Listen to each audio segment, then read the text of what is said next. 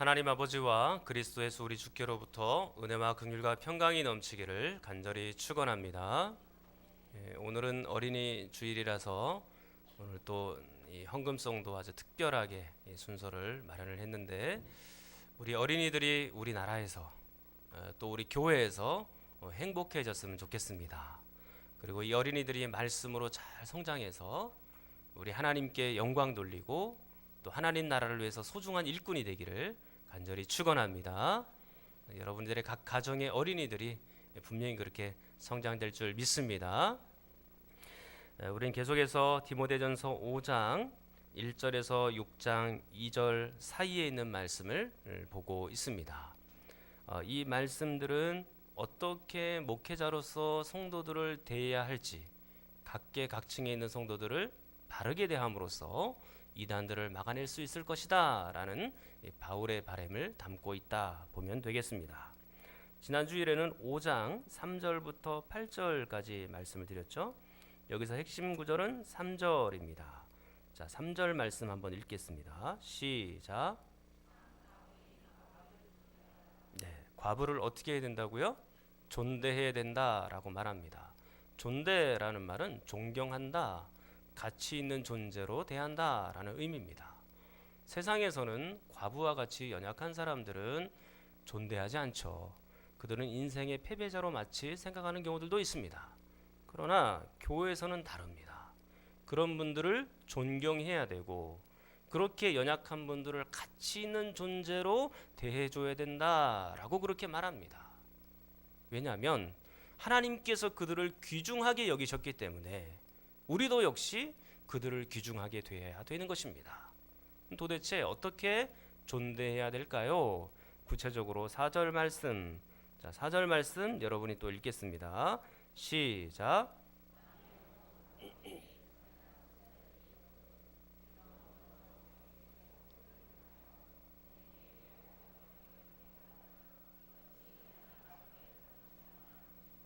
아멘. 먼저 어떤 과부가 생겨나게 되거들랑 자녀나 손자들이 효를 다해야 된다라고 말하고 있습니다.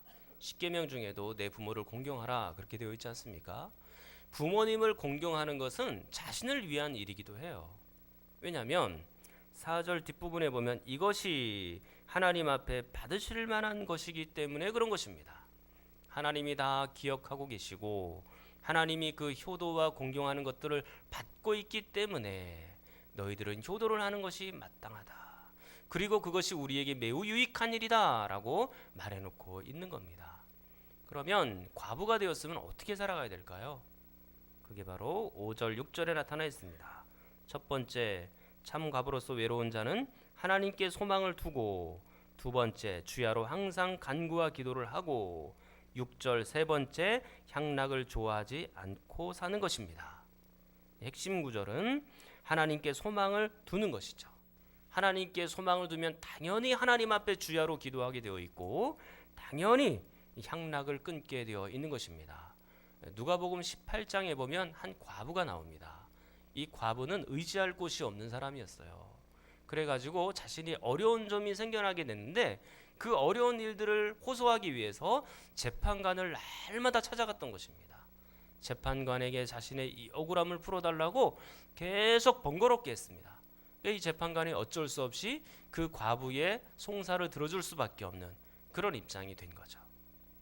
이 과부에게는 재판관밖에 없는 겁니다. 오직 그 재판관만이 자신의 소망인 거예요. 사랑하는 여러분, 우리가 하나님을 의지하는 것이 마치 이래야 되는 것입니다. 우리에게는 하나님밖에 없습니다.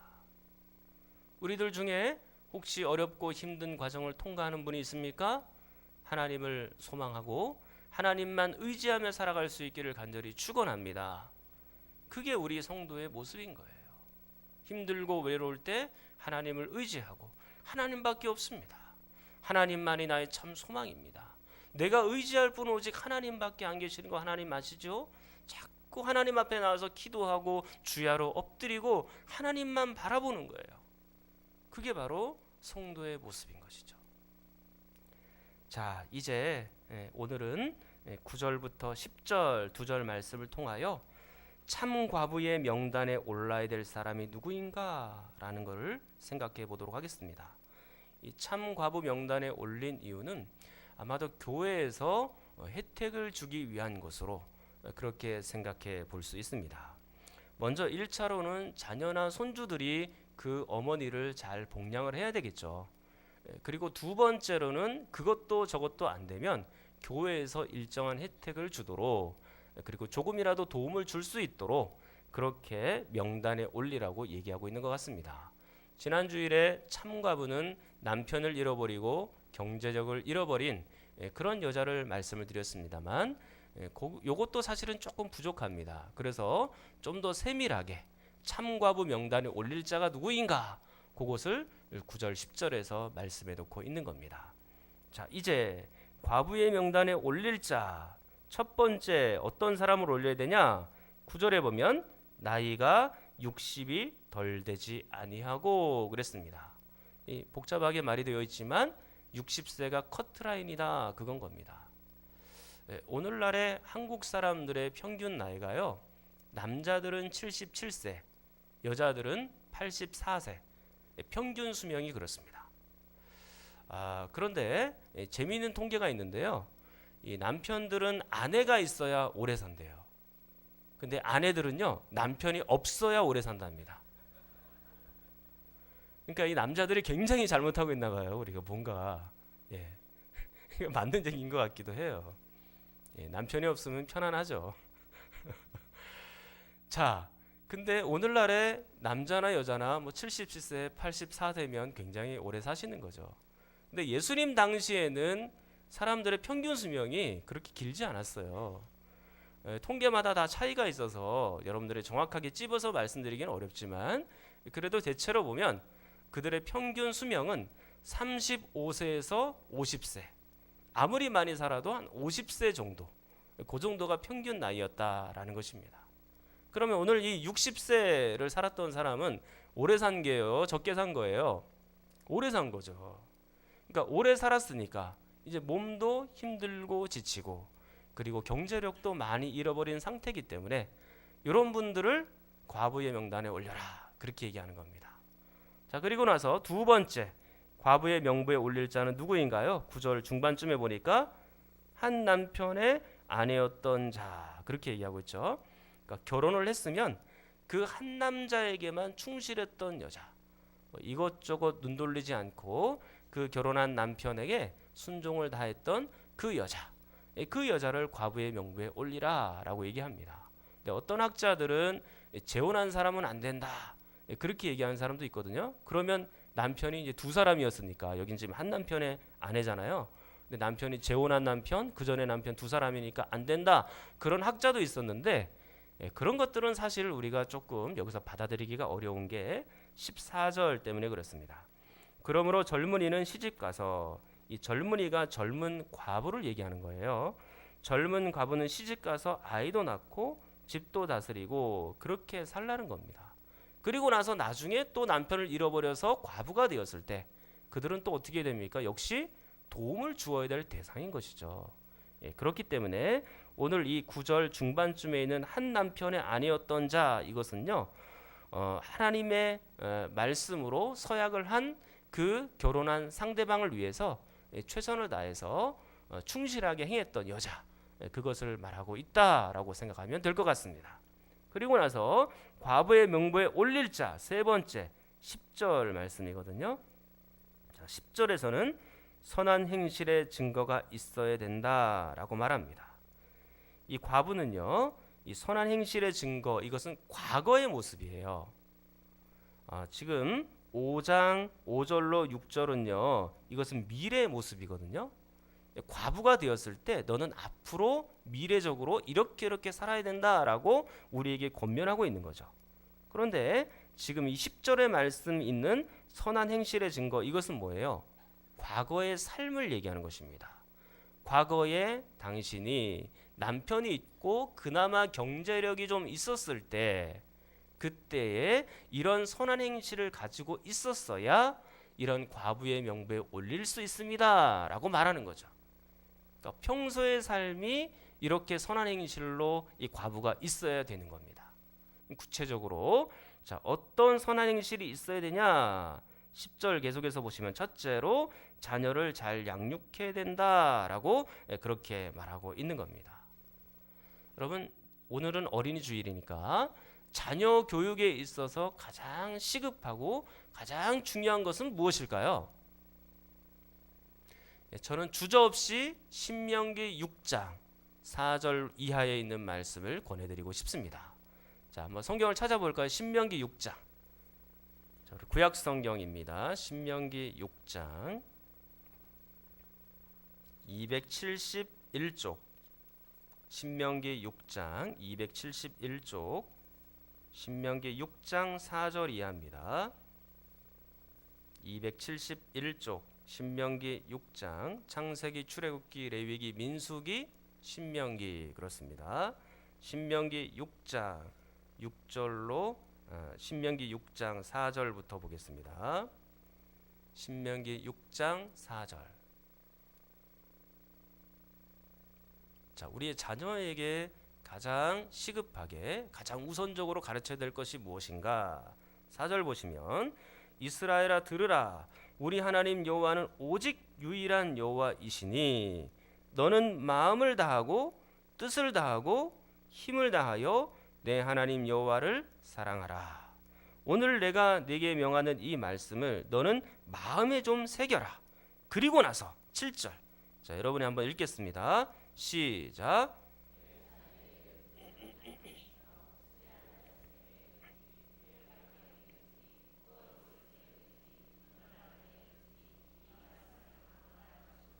아멘. 자, 지금 내 자녀에게 가르치되 어떻게 가르쳐야 된다고요? 부지런히 가르쳐야 된다. 부지런히. 자, 뭘 가르쳐야 되는 겁니까? 앞에 있는 너는 마음을 다하고 뜻을 다하고 힘을 다하여 내 하나님 여호와를 사랑하라. 이 이야기를 계속해서 자녀들에게 가르쳐야 된다는 얘기예요. 하나님 말씀에 적혀 있는 여호와를 사랑하라. 이 하나님 말씀을 가르치고 여호와를 사랑하라 이 말씀을 부지런히 가르쳐야 된다는 얘기입니다. 이 가르친다는 말이요, 송곳처럼 뾰족한 것으로 꿰뚫다라는 의미가 있어요. 그러니까 이 아이의 귀에 못이 박힐 때까지, 그리고 송곳으로 날카롭게 들어갈 때까지 이 하나님의 말씀을 가르치는 겁니다. 가장 중요한 건 뭐예요? 가르침이 신앙교육이어야 된다라는 것이죠. 여러분들은 자녀들에게 어떤 말을 가장 많이 들려주세요? 공부해라, 휴대폰 좀 그만 봐라, 그런 얘기를 주로 많이 들려주시죠. 세상에 있는 사람들은요, 공부 열심히 해가지고 너 성공해야 돼, 너 돈 벌어야 돼, 부자 되라, 이런 이야기를 제일 많이 가르칩니다. 그러나 성도들은 다릅니다. 성도들은 가장 1순위에 신앙교육이 있어야 되는 거예요. 하나님을 사랑하라 라는 교육이 있어야 되는 것입니다. 물론 공부해라, 휴대폰 그만 봐라, 다 필요한 얘기예요. 그렇지만 그것보다 가장 1순위가 되어야 되는 것은 하나님 사랑해라, 하나님 사랑해라, 귀에 못이 박히도록 너 말씀 사랑해야 된다, 그것을 계속해서 강조하고 얘기해 줘야 되는 것입니다. 그게 가장 시급한 자녀 교육법이에요. 여러분, 이 자녀가 아무리 큰 성공을 이루고 아무리 큰 부자가 되었더라도 하나님을 잃어버렸어요. 그럼 그게 진짜 성공입니까? 아닙니다. 그는 모든 걸 잊어버린 사람이에요. 잃어버린 사람이에요. 우리의 이 자녀가 이 세상에서 아무리 큰 것을 이루고 이 세상에 있는 모든 것을 다 가졌다고 칩시다. 그런데 그 자녀가 하나님이 없어서, 예수 그리스도가 없어서 지옥에 간다고 생각해 보십시오. 그것은 정말로 가슴 끊어지는 얘기예요. 그 아이에게 제대로 하나님의 말씀을 가르치지 못해서 기회를 조차 주지 않아서 그 아이가 지옥 갈 수밖에 없는 아이가 된다면 가슴 아픈 일이죠. 물론 내가 최선을 다해서 가르쳤음에도 불구하고 이 아이가 빗나가는 경우도 있어요. 그러나 그 이유는 하나님께 맡길 수밖에 없는 거죠. 그러나 내가 해야 되는 일은 뭐예요? 지금 이곳에서 우리 자녀들에게 너 하나님 사랑해야 된다. 너 말씀대로 살아야 된다. 너 예수님 믿고 살아야 된다. 이 땅에 있는 것이 전부가 아니다. 이 땅에 있는 것은 100년밖에 안 되는 거예요. 그 영원한 세계를 잃어버리고 살면 나는 천국 가 있는데 우리의 자녀가 지옥 가 있다고 생각해 보면 그건 상상할 수도 없는 얘기입니다. 그러므로 기회는 줘야죠. 아이들에게.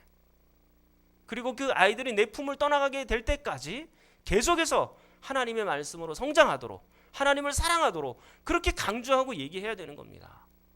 어리면 어릴수록 좋습니다. 그 아이에게 자꾸 속삭여 주십시오. 아이에게 우유를 먹이면서도 너 하나님 사랑해야 돼. 너 하나님 잘 믿어야 돼. 조금 자라나서 밥을 먹을 때도 기도하고 먹자. 너 하나님 사랑해야 된다. 너 하나님 믿어야 돼. 자꾸 얘기해 주는 거죠. 그러면 이 아이가 그 말씀을 듣고 대체로는 그 안에서 성장할 수밖에 없는 환경이 됩니다. 그 아이를 신앙교육으로 먼저 잘 시켜주십시오.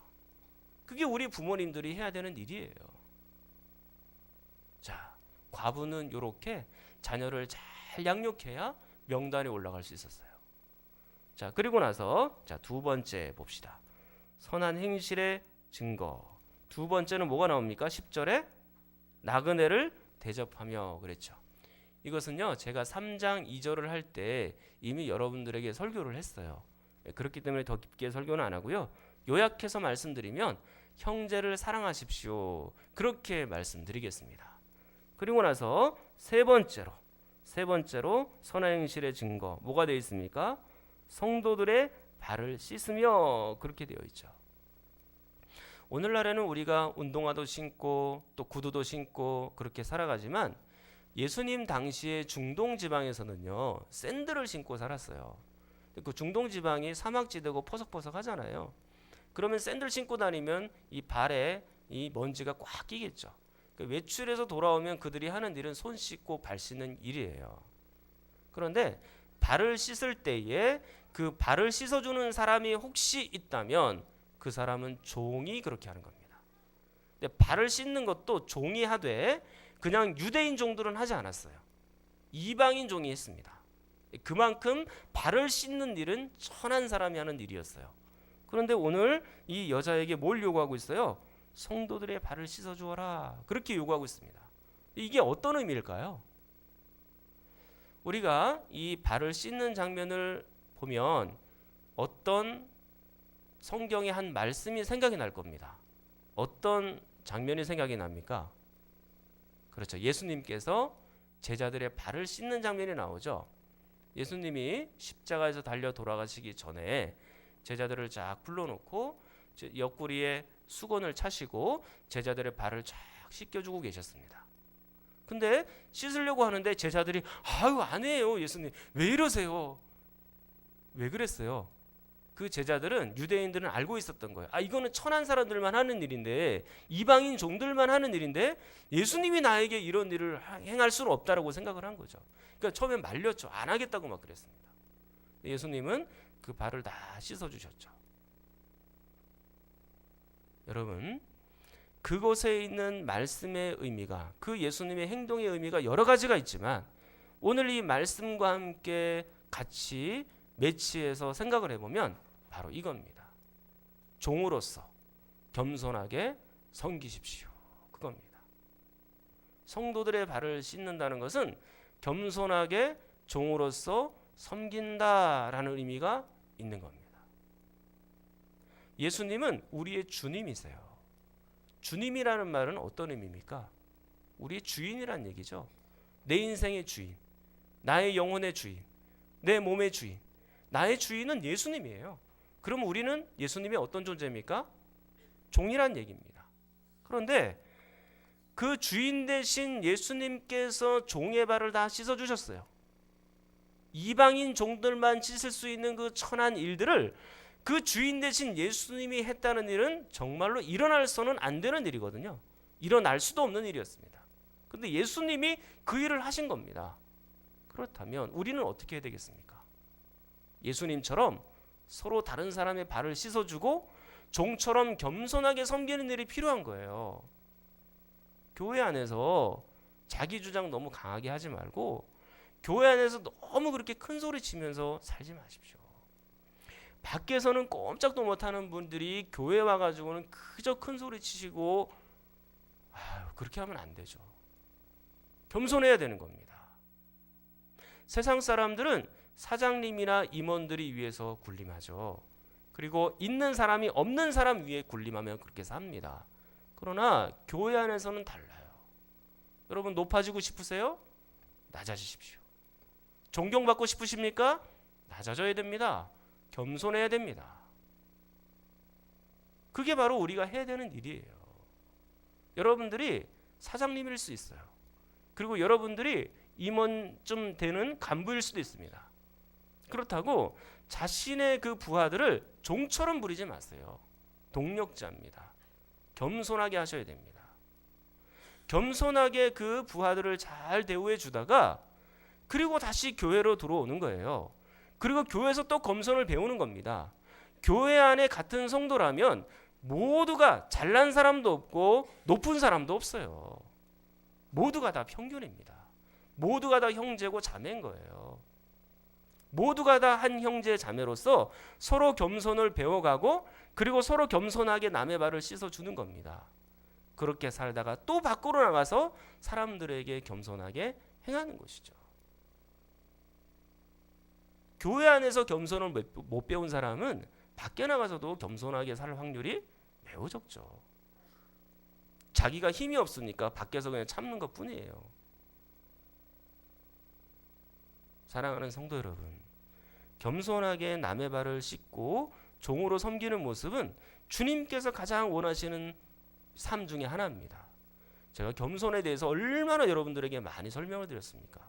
얼마나 많이 강조했습니까? 우리 교회는 겸손한 교회가 되어야 되고 겸손한 종들이 많이 모인 곳이 되어야 돼요. 오늘 그런 사람을 과부의 명부에 올리라 라고 말하는 겁니다. 자, 그리고 또 이제 10절에 과부의 명부에 올릴 사람이 또 나오죠. 어떤 사람입니까? 환난 당한 자를 구제하는 사람. 이 사람을 과부의 명부에 올려라 라고 말해놓고 있습니다. 나그네를 잘 대접하고 또 성도들의 발을 씻는 사람이 환난 당한 사람을 그냥 지나칠 리가 없습니다. 그는 어떤 방식으로든지 환난 받는 사람들을 구제하고 도와주려고 할 거예요. 물질로도 도와줄 수 있으면 그렇게 하고 안 되면 시간을 함께 보내면서 안 되면 말이라도 그리고 안 되면 기도라도 함께 해주면서 그분들을 어떤 방식으로든지 도와주려고 노력하고 애를 쓸 겁니다. 자, 이렇게 과부의 명부에 올라간 사람들은 교회에서 이런저런 조그마한 혜택이 있을 수 있었을 것 같습니다. 근데 10절 처음 시작할 때 선한 행실의 증거, 그리고 마지막 끝날 때도 뭐라고 되어 있습니까? 10절 끝에 모든 선한 일을 행한 자.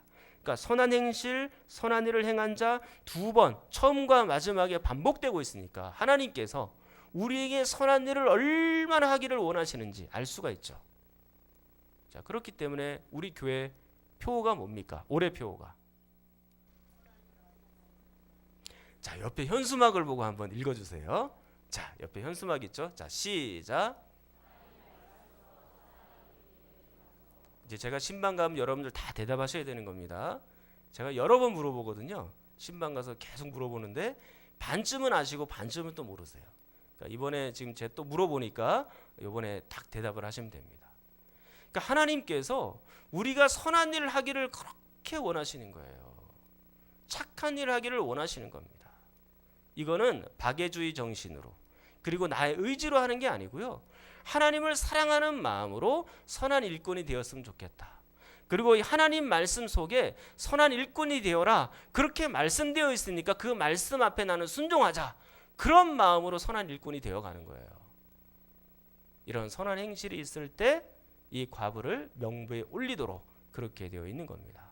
근데 생각보다 과부의 명부에 올라갈 사람들이 조금 까다로워 보이죠. 그렇지 않아요? 그런데 실제로는 이게 까다로운 게 아닙니다. 과부들만 이렇게 살아야 되는 것이 아니고 성도라면 자연스럽게 이렇게 살아야 된다라는 것이에요. 너희들이 성도냐? 너희들이 하나님의 자녀냐? 너희들이 그리스도인이냐? 그러면 자연스럽게 이러한 삶을 살아가라 라고 우리에게 얘기해 놓고 있는 겁니다. 선한 행실의 증거가 나그네를 사랑하고, 그리고 종처럼 서로 대접하고, 그리고 오늘 이 마지막에 또 있는 것처럼 환난 당한 자를 구제하고, 그렇게 살아가는 삶은 너무나 당연한 거예요. 이 과부는요, 물론 생각할 때, 야, 내가 이제 나중에 이제 과부가 될 수 있으니까 지금 평상시에 좀 선하게 좀 살자. 그리고 오늘 이 말씀대로 살자. 그런 계산법을 가지고 사는 것은 아닙니다. 이 과부가 나중에 본인이 과부가 될 것을 생각하면서 세밀하게 이런 일들을 해야 나중에 내가 교회에서 혜택을 받을 수 있으니까 지금부터 지금 준비를 잘해야 되겠다, 이런 마음으로 산 게 아니에요. 당연히 나는 그리스도인이니까, 나는 선한 하나님의 사람으로서 이렇게 사는 것이 너무나 당연하다, 그렇게 생각하며 사는 겁니다. 그렇게 살다가 과부가 되었을 때 그를 도와줄 수 있는 거죠. 그러니까 평상시의 삶이 굉장히 중요한 거예요. 평소의 삶이 과부의 명단은 오르느냐 안 오르느냐, 그걸 결정하는 잣대가 됐던 겁니다. 그러니까 우리의 평소의 삶이 매우 중요한 거예요. 어떤 결정적인 순간에도 중요하지만 우리의 평소의 삶이 꾸준하냐, 성실하냐, 하나님을 향하여 우리의 마음이 계속해서 열려있냐, 그런 것은 매우 중요한 것입니다. 그럼 반짝이 신앙, 냄비 신앙 아시잖아요. 냄비 신앙은 따글따글 끓다가 불 끄면 어떻게 해요? 금방 확 살아버리잖아요. 그런 신앙은 안 되는 겁니다. 어떤 날은 하늘 끝까지 막 올라갔다가 어떤 날은 지하 땅굴 속으로 깊이 파고 들어가는 그런 건 안 되는 것입니다. 어떤 때는 교회 진짜 많이 보였다가 어떤 때 보면 안 보여요. 그러면 안 되는 거예요. 평상시에 꾸준하게 이 과부처럼 과부가 되기 이전에 한 여자로서, 아내로서, 엄마로서 꾸준하게 평소의 삶을 잘 관리해야 됐던 것입니다. 이제 말씀을 맺겠습니다. 첫 번째, 과부의 명단에 올릴 자는 누구였죠? 60세. 그리고 두 번째는요, 한 남편의 아내였던 여자. 세 번째는요, 선한 행실의 증거가 있는 여자. 그 세 가지였습니다. 그런데 첫 번째, 두 번째는 우리 힘으로 어떻게 컨트롤할 수 있는 건가요? 그게 안 되죠. 내가 오래 살고 싶다 그래서 오래 살 수 있는 게 아니잖아요. 60까지 또는 100세까지 살고 싶다고 그렇게 할 수 있는 건 아니죠. 그리고 내 남편을 함부로 이렇게 젊은 날에 아니면 또 늙은 날에 언제 이렇게 돌아가실지 우리는 아무도 알 수 없는 거니까 그건 내 힘으로 안 되는 거예요. 근데 마지막 세 번째를 생각해 보십시오. 선한 일꾼이 되고 선한 행실의 증거가 있는 것. 이것은 여러분들이 어느 정도 가능하시겠죠. 하나님께서 주도적으로 나에게 역사하셔서 내가 선한 행실의 증거와 그 열매를 맺고 사는 삶, 그건 충분히 우리도 감당할 수 있는 얘기예요. 안 해서 그렇죠. 진짜 성도라면 이런 삶을 살아갈 수 있습니다. 진짜 하나님 믿는 사람이라면 내가 선한 행실의 증거가 반드시 있다는 사실을 기억하십시오. 없으면 우리의 구원을 의심해 봐야 되는 거예요. 다시 돌아봐야 되는 겁니다. 사랑하는 성도 여러분, 저는 여러분들이 선한 행실의 증거가 있어서 하나님 앞에 착한 종이라고 칭찬받는 그런 선한 일꾼들이 되기를 간절히 축원합니다. 우리 한번 통성으로 기도하겠습니다. 하나님 아버지, 우리의 신앙을 꾸준하게 만들어 주시옵소서. 평소에 자녀들을 잘 양육하고 나그네를 대접하며 성도의 발을 씻고 환난당한 성도를 도와주는 성도가 되게 하여 주시옵소서. 오늘은 어린이 주일입니다. 이 땅의 어린이들이 행복하게 하시고 이 땅의 모든 교회 학교 어린이들이 말씀으로 잘 자라나서 이 어두운 세상을 복음의 빛을 비추게 하여 주시옵소서. 우리 성경 장로님 이제 2차 공고와 항암 치료 다 받았습니다. 6월 8일이 되면 골수 이식 수술이 있습니다. 골수 증여하는 분과 또 골수를 이식 받는 우리 성경 장로님이 건강과 체력과 모든 것들이 잘 맞아 떨어져야 6월 달에 받을 수 있습니다. 하나님 도와주셔서 모든 것들이 순차적으로 하나하나 체력이나 영력이나 지력이나 이 모든 것들이 잘 회복이 되고 또 골수 증여 받는 분과 받는 분이 하나님께서 은혜 주셔서 이 모든 골수 이식까지 잘 마칠 수 있도록 능력을 더하여 주옵소서. 우리 임현순 단원님과 환우들을 위하여 우리 주여 한번 부르짖고 기도합니다. 주여